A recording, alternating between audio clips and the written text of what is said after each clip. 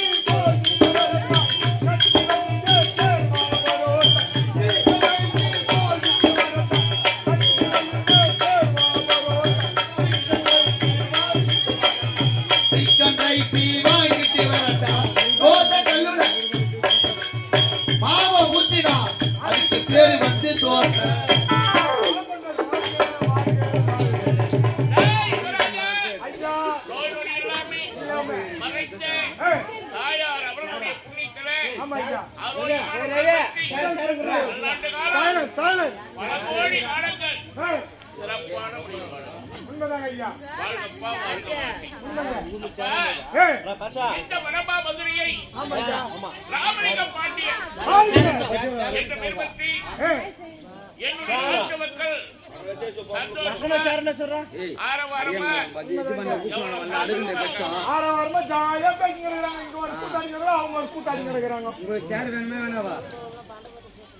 நடக்கலாமா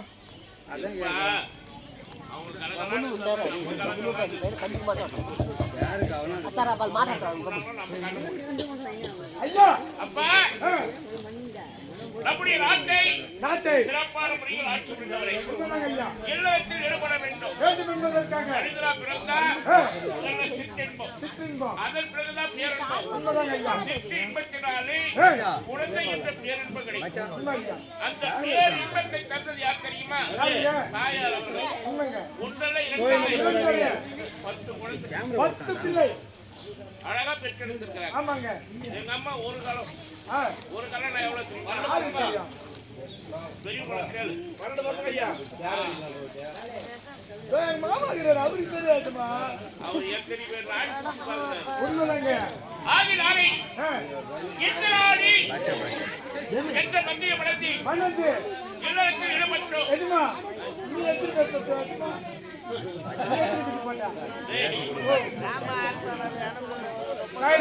silence. வீட்டுக்கு ஒண்ணு, ஊராளுக்கு 2 பெண் குழந்தை, ஒரு ஆண் குழந்தை. இந்திராணியை வளர்த்தி இல்லத்தில் ஈடுபட்டு அழகான ஆண்மகன் பிறந்தார். அவனுக்கு நல்ல தம்பி என்று பெயர் சூட்டி என் மகன் பிறந்து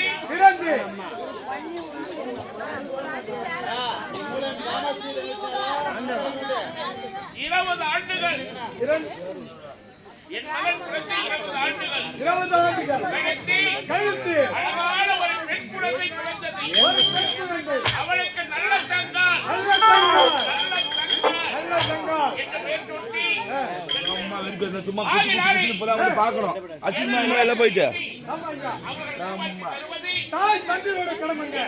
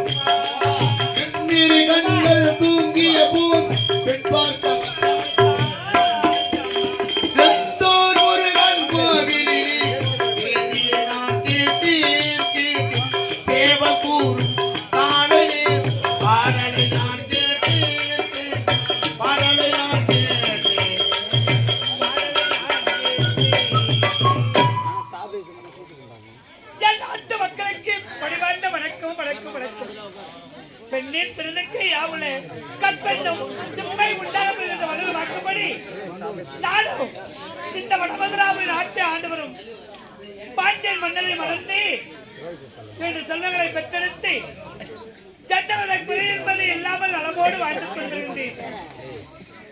என்னுடைய பொருளுடைய மகளுடைய பெயரோடு நல்ல தம்பி, மகளுடைய பெயரோடு நல்ல தந்தம் தீரம் சிறப்போடு வாழ்ந்து கொண்டு வருகின்றோம். இருந்தாலும் என் கணவரை பார்க்க வேண்டும்.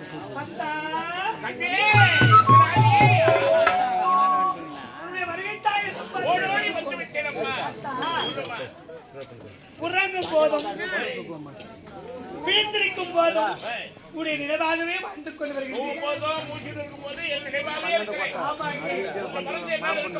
ஏன்னா இந்த செல்வங்களை பெற்றெடுத்து நல்ல வழியில் அவர் திருமணம் நடத்தி வைத்து